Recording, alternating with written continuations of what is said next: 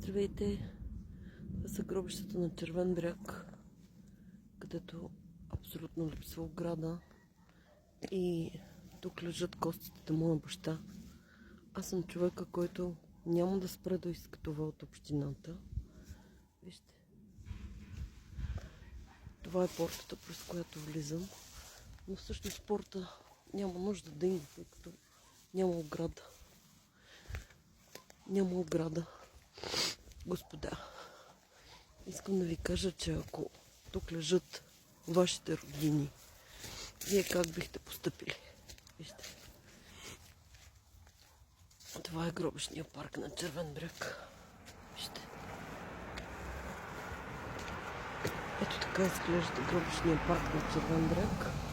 И няма да спра да искам от общината да се погрижи за костите на починалите. Вижте. Ето това. Вижте. Няма ограда. Разграден двор.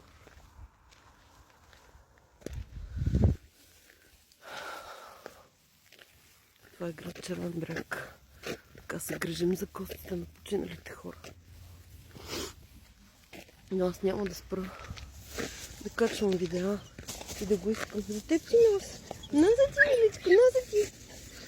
Носа на едно кученце тук храна.